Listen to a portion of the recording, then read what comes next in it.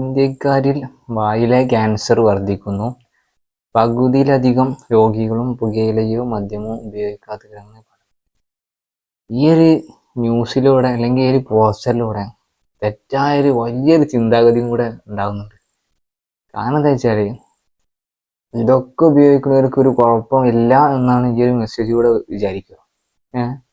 പിന്നെ ഒന്നാമത്തെ കാര്യം എന്താ വെച്ചാൽ ഇതൊക്കെ അതായത് ഉപയോഗിക്കാത്തവർക്ക് ഇങ്ങനത്തെ രോഗങ്ങൾ ഉണ്ടാവില്ല, അതായത് ക്യാൻസർ ഒക്കെ ഉണ്ടാവില്ല. അപ്പോൾ എന്താ വിചാരിക്കുക, അതായത് ഇപ്പോൾ എക്സാമ്പിൾ ആയിട്ട് ഇപ്പോൾ നമ്മളെ ഫാമിലി ഫ്രണ്ട് ആയിട്ടോ അല്ലെങ്കിൽ അവരാർക്കെങ്കിലും ഇത് ഉപയോഗിക്കാത്തവർക്ക് ക്യാൻസർ എന്തെങ്കിലും രോഗം ഉണ്ടെന്നുണ്ടെങ്കിൽ അവരൊന്നും ഇതിപ്പോൾ ഉപയോഗിക്കുന്നില്ല, അങ്ങോട്ടിപ്പോൾ അവർക്ക് ക്യാൻസർ ഉണ്ട്, അപ്പോൾ നമ്മളെ മെച്ചം.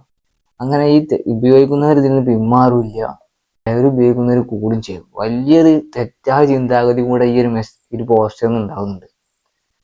തീർച്ചയായിട്ടും നിങ്ങളൊന്ന് എന്താ പറയുക, രണ്ട് വശം കൂടി ചിന്തിക്കണം. അതായത് ഇത് ഉപയോഗിക്കുന്നവരിൽ രോഗമില്ലാന്നോ ക്യാൻസർ വരില്ല എന്നല്ല പറയുന്നത്, അതും കൂടി നിങ്ങൾ മനസ്സിലാക്കണം.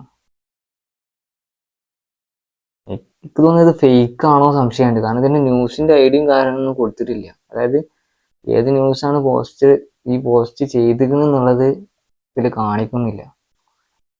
ഉണ്ടാ ഇതിന്റെ ക്യാപ്ഷൻ തന്നെ കണ്ടില്ല, എന്തുവാടെ അപ്പൊ അതൊക്കെ തുടങ്ങണോ, ഇതിന്റെ കമന്റ് തന്നെ ഇതിൽ ഫുള്ള് ഞാൻ അനുകൂലമായിട്ടോ മിക്കവാറും.